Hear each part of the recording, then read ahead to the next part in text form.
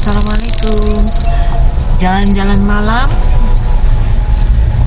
keliling kota Bandung sambil dengerin cerita berikutnya ya. Selamat mendengarkan. Itu ide yang bagus. Luo Ye mengangguk.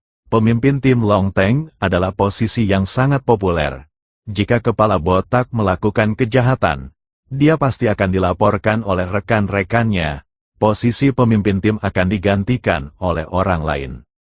Wan San tidak bisa menahan diri untuk tidak berkata, "Tuan Luo, izinkan saya untuk menyela. Dengan begitu banyak orang mati kali ini, dapatkah keluarga Luo Anda melarikan diri? Hanya saja, jangan membocorkan desas-desus. Sudah cukup untuk menempatkan masalah ini di kepala para raja obat bius Amerika Latin itu. Tidak ada yang salah dengan operasi ini, dan tidak ada yang bisa mengetahuinya. Dengan kekuatan dan pengaruh keluarga Luo kami, Wan Anda dapat yakin, Tuan," kata Luo Yan. "Oke." Setelah mendengar ini, Wan San sedikit tenang. "Ayo, malam ini layak untuk dirayakan." Semua orang senang untuk Luo Tianyao terlihat sangat bahagia, dan memimpin dalam memanggang anggur. Shen Lang akhirnya meninggal, dan Luo Tianyao akhirnya meletakkan batu di hatinya. Dia merasa bahwa di kota Huahai ini, dia bisa segera berjalan menyamping lagi. Ngomong-ngomong, ada Suruk Sui Jalang itu, Luo Tianyao adalah orang pertama yang tidak ingin melepaskannya, jadi dia akan menyapanya besok dan memberinya hadiah besar. Hari berikutnya baru saja fajar, Suruk Sui berbaring di tempat tidur dengan lelah, kepalanya sakit. Dia tidak tidur sepanjang malam, Suruk Sui selalu merasa tidak nyaman di hatinya. Dan masalah lama terjadi lagi, selama dia memejamkan mata, dunia merah darah ada di pikirannya lagi. Gambaran mengerikan itu membuatnya tidak bisa tidur sama sekali. Shen Lang tidak kembali tadi malam, dan Suruk Sui membuat banyak panggilan tetapi tidak ada yang menjawab.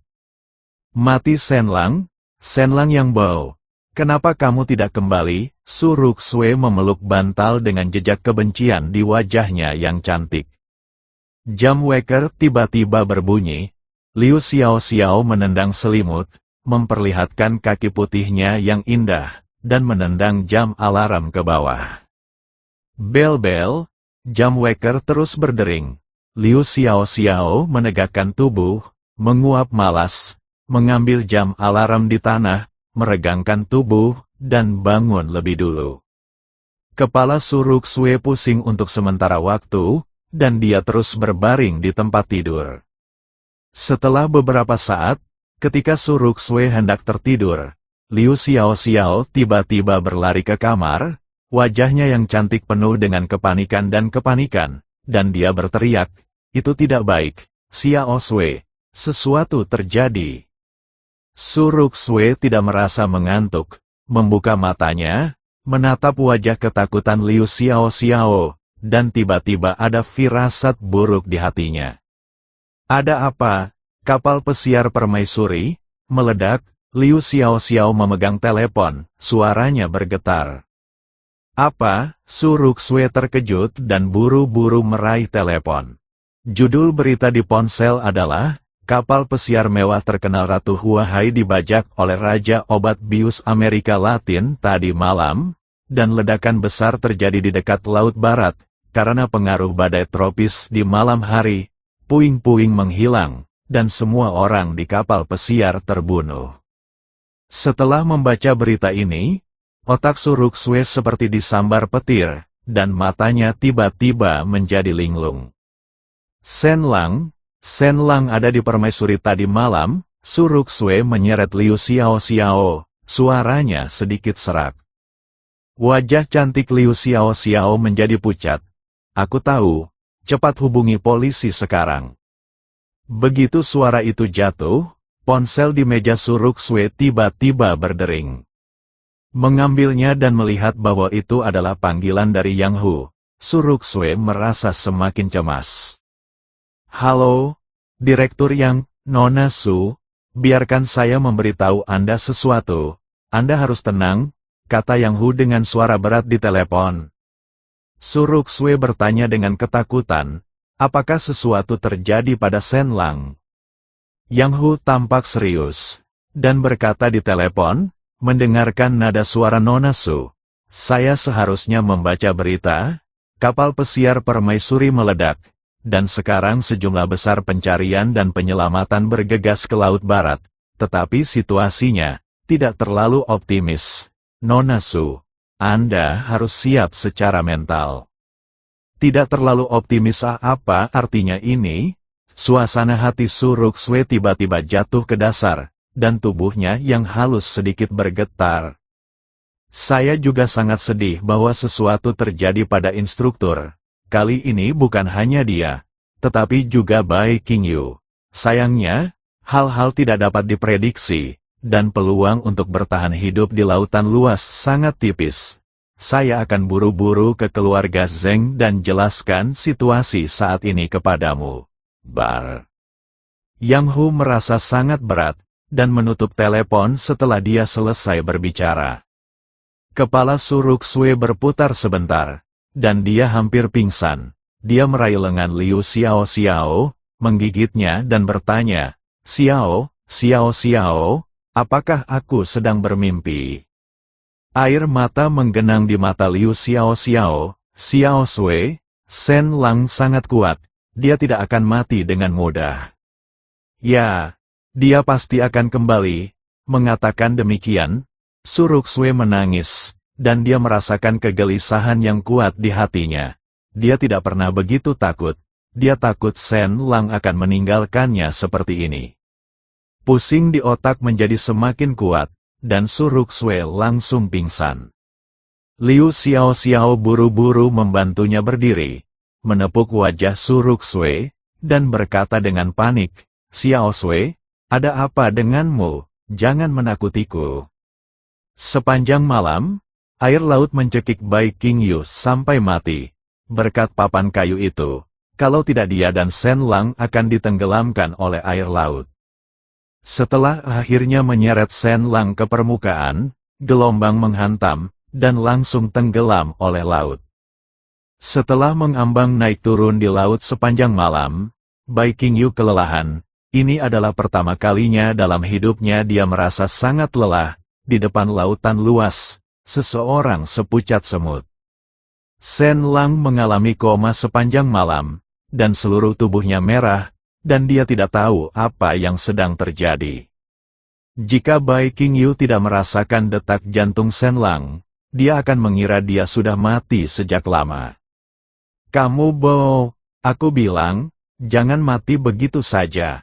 Bai Qingyu menyeret Shen Lang untuk berbaring di papan kayu, dan sambil mengambang bersama ombak, dia berbicara dengan lemah. Dia tidak bisa mengangkat kekuatan apapun sekarang, dan gaun malamnya akan segera membusuk. Air laut di malam hari membeku sampai ke tulang. Untuk mendapatkan sentuhan suhu, mereka berdua sangat dekat dengan tubuh satu sama lain saat ini, dan mereka hampir mati. Bagaimana mereka bisa peduli dengan rasa malu di antara pria dan wanita? Butuh beberapa saat untuk hidup lebih lama. Langit penuh dengan perut ikan yang putih, dan sinar fajar menyingsing. Mata Bai Qingyu kabur, rambutnya yang basah sangat berantakan, dan dia bahkan tidak memiliki kekuatan untuk berbicara. Melihat matahari terbit perlahan dari laut, mata Bai Qingyu perlahan menutup. Dia tidak tahan lagi, dia merasa seperti akan mati.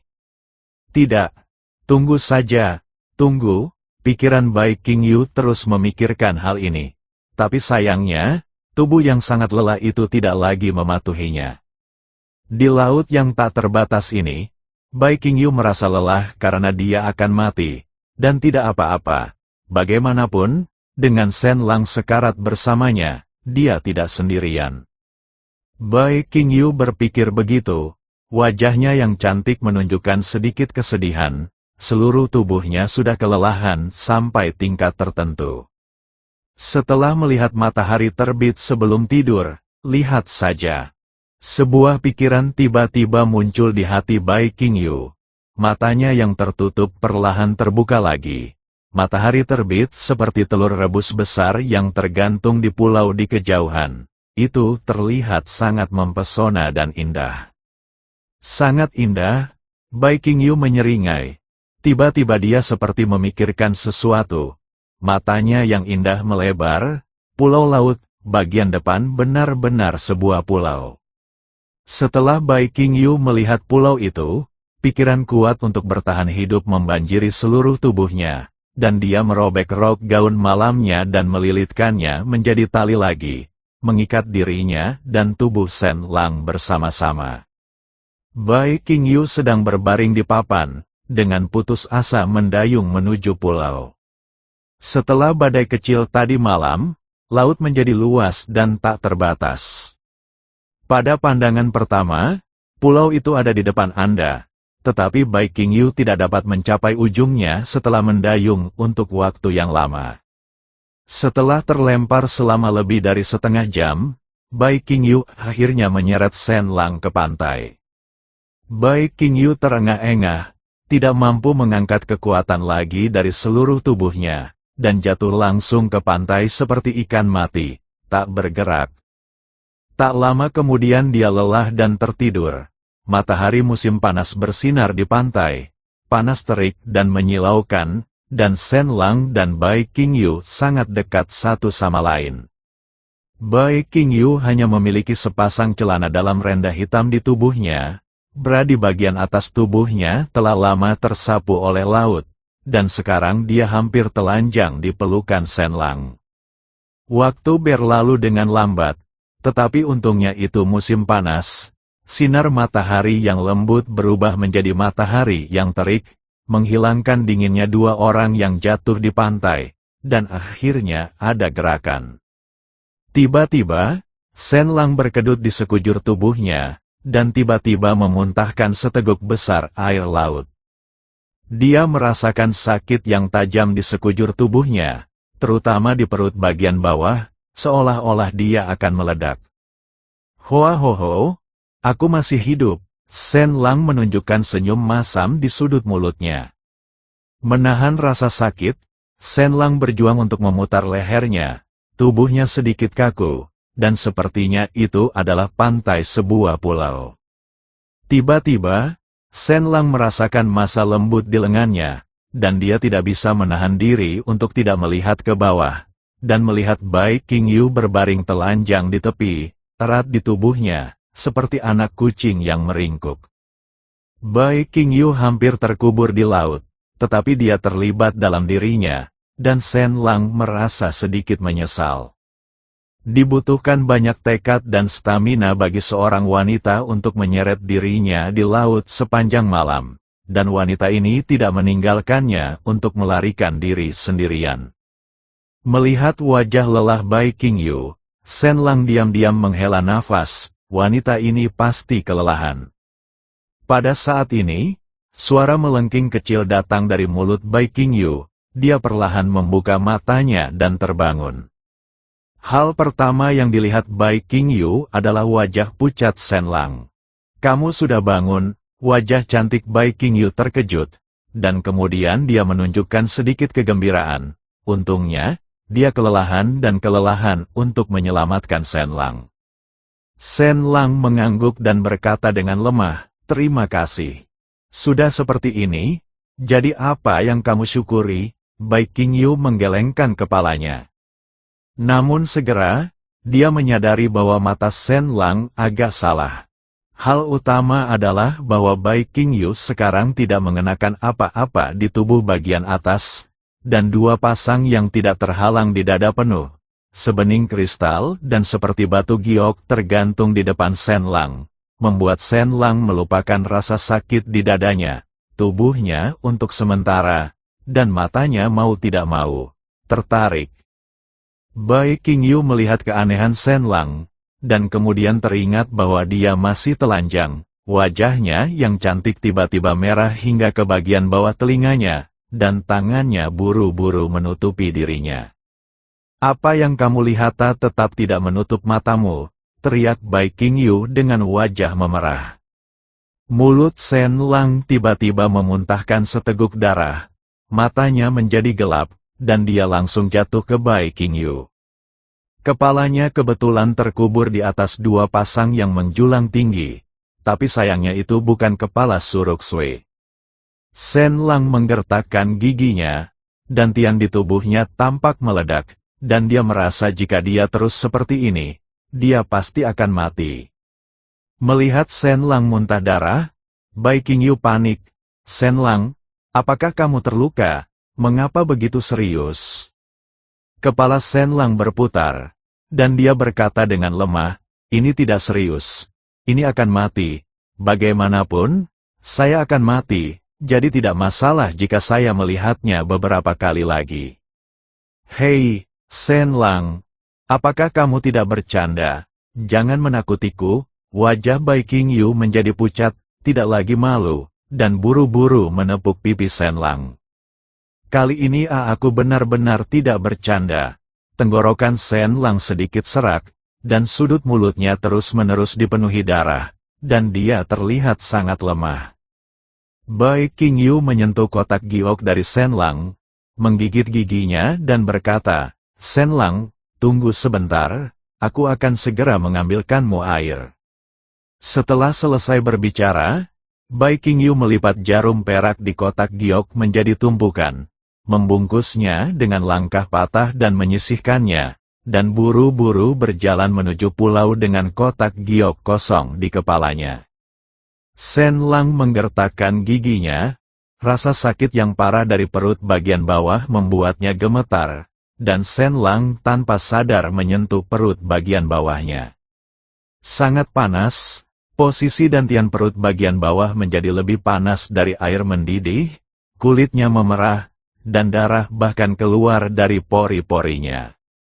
Tidak, jika terus seperti ini, Shen Lang merasa dantiannya akan meledak, harus mati. Mati semua, lebih baik keluar, masih ada kesempatan hidup. Shen Lang merobek liontin di lehernya, itu adalah batu biru muda yang bersinar terang. Benda ini disebut batu Lingyun. Liontin batu ini dikenakan Shen Lang di lehernya. Shen Lang awalnya ingin memberikan batu aura ini padanya pada hari dia dan Suruk Sui resmi menikah. Sangat disayangkan bahwa itu tidak dapat bertahan sampai saat itu, dan Shen Lang akan menelan batu Lingyun untuk mencoba menerobos periode pertanyaan. Inti dari kekuatan spiritual yang terkandung dalam batu Lingyun, ambil napas dalam-dalam, tubuh dapat merasakan udara segar. Napas ini membuat orang menjadi segar dan penuh kekuatan. Hal ini adalah sesuatu yang kultivator bela diri anggap sebagai harta karun, dan juga merupakan hal yang sangat baik untuk menerobos kemacetan kultivasi. Dengan kata lain, seorang kultivator bela diri yang baru saja mencapai puncak yang dapat secara paksa meningkatkan tingkat keberhasilan pertanyaan lanjutan dengan menelan batu spiritual. Batu Lingyun adalah hal yang langka dan langka. Hal ini sangat langka di dunia. Bahkan jika ada, itu ada di tangan seni bela diri tingkat tinggi. Dantian di tubuh Shen Lang tidak bisa lagi mengendalikan ki yang membuat marah, dan sekarang hanya terobosan yang bisa memiliki kesempatan. Awalnya, Shen Lang memiliki kepercayaan diri yang besar untuk menembus dunia, karena dia telah menekan energi sejatinya untuk waktu yang lama, dan dengan batu Lingyun dan beberapa pil obat tambahan, tahap lanjut hampir dijamin. Tapi sekarang Shen Lang terluka parah karena dia secara paksa menerobos dantiannya, dan dia menggunakan 7 luka tinju dengan seluruh kekuatannya untuk memperburuk bahaya tersembunyi di tubuhnya. Sekarang, kemungkinan menerobosnya rendah. Saya khawatir bahkan tidak ada kemungkinan 10%. Shen Lang tidak bisa ragu lagi. Jika dia mencoba menerobos sekarang, masih ada peluang 10%. Jika dia menunda sebentar, dia akan mati. Setelah mengambil keputusan, Shen Lang menjauh dari pantai, duduk di dekat hutan, dan menulis garis di tanah, yang merupakan informasi untuk Bai Qingyu. Shen Lang pertama-tama menanggalkan bagian atas tubuhnya, lalu mengeluarkan beberapa jarum perak dan menusukkannya ke beberapa titik akupuntur miliknya. Ini adalah trik akupuntur S. Tujuannya adalah untuk menyegel beberapa denyut nadi, mencegah luapan energi yang membuat marah, dan mengurangi konsumsi yang tidak perlu hingga nol. Meskipun efeknya minimal, itu lebih baik daripada tidak sama sekali. Setelah persiapan sederhana, Shen Lang menelan batu aura biru muda tanpa ragu-ragu. Shen Lang belum pernah menelan batu Lingyun, tetapi yang mengejutkannya, batu Lingyun tidak begitu enak, pintu masuknya seperti telur rebus, dan meleleh saat digigit, sungguh menakjubkan. Dalam beberapa napas, Shen Lang merasakan aliran panas mengalir ke tubuhnya, dan kemudian ke anggota tubuh, tulang, dan organnya. Hanya terasa hangat di tubuh. Perasaan ini sangat luar biasa, dan menghilangkan rasa sakit di seluruh tubuh Shen Lang. Perasaan nyaman ini hanya berlangsung 3 menit sebelum menghilang tanpa jejak, sebagai ganti rasa sakit yang tak tertandingi. Wajah Shen Lang mengerikan, dan dia menahan rasa sakit yang luar biasa, seolah-olah daging dari seluruh tubuhnya tercabik-cabik sepotong demi sepotong. Karena Shen Zhaojing perlu membuang energi, rasa sakit yang harus ditanggung Shen Lang dalam terobosan tingkat lanjut adalah beberapa kali lipat dari seni bela diri biasa. Rasa terbakar yang tak tertahankan melonjak ke atas dan ke bawah tubuh Shen Lang, dan dantiannya tampak meledak.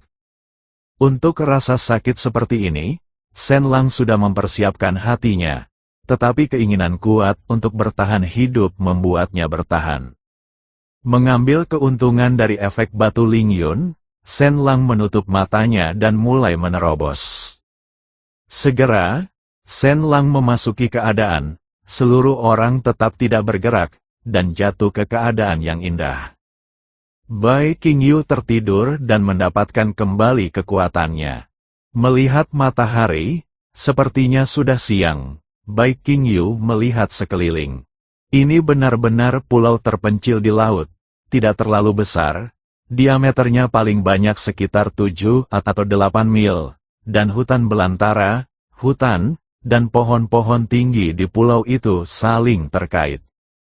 Shen Lang tampaknya terluka parah, dan Bai Qingyu berpikir bahwa Shen Lang terluka ketika dia meledak. Namun, dia tahu bahwa yang sangat dibutuhkan adalah air. Pulau itu sangat cerah, saat itu awal Agustus, dan panas terik di tengah musim panas dapat dengan mudah membuat orang dehidrasi. Bagaimanapun, Bai Qingyu lahir di pasukan khusus dan telah menjalani latihan bertahan hidup di alam liar. Setelah lama mencari di hutan pulau, akhirnya saya menemukan sebuah kolam kecil dengan air yang relatif jernih, sepertinya sisa dari hujan badai tadi malam, dan seharusnya cukup untuk mereka minum beberapa hari. Bai Qingyu menyesapnya sendiri, mengisi kotak giok dengan air, dan berjalan menuju pantai. Saya melihat Shen Lang duduk di tepi hutan, dengan jejak keringat hitam mengalir dari pori-pori di sisi atas dan bawah tubuh. Wajah cantik Bai Qingyu menjadi pucat, dan dia buru-buru berlari ke depan dan bertanya, "Shen Lang, ada apa denganmu?" Shen Lang tidak menjawab. Ekspresinya agak muram, seolah-olah dia menahan rasa sakit yang luar biasa. Wajahnya merah dan putih untuk sementara waktu, seolah-olah dia sudah gila. Bai Qingyu memperhatikan beberapa baris yang tertulis di pantai di samping Shen Lang, dan bergumam. "Jangan takut, aku menyelamatkan dirimu sendiri. Jangan sentuh tubuhku sesuka hati, atau kamu mungkin akan terkejut. Setelah 2 hari, jika aku tidak punya napas, kubur aku sesegera mungkin. Ingat." Bai Qingyu membaca, wajahnya menjadi semakin pucat, berpikir bahwa ini seharusnya bukan catatan bunuh diri Shen Lang, kan? Melihat Shen Lang duduk di tanah dengan tubuhnya yang utuh, Bai Qingyu melangkah maju dan mencoba nafas Shen Lang. Arus udara yang ganas memantul di lengan kanan Bai Qingyu, dan tubuh Bai Qingyu hampir terbang keluar. Wajah cantik Bai Qingyu menunjukkan sedikit kengerian, dan menarik napas dalam-dalam. Tidak heran Shen Lang menyuruhnya untuk tidak menyentuhnya. Meskipun dia tidak tahu apa yang sedang dilakukan Shen Lang, dia pikir lebih baik tidak mengganggunya. Setelah menatap kosong ke arah Shen Lang untuk waktu yang lama, melihat bahwa dia tidak bereaksi sama sekali, Bai Qingyu menghela nafas di sampingnya. Saya tidak tahu di mana angin topan meniup mereka tadi malam, di mana tempat ini sekarang. Bai Qingyu tidak memiliki apa-apa di tubuhnya kecuali sepasang pakaian dalam. Permukaan laut di depan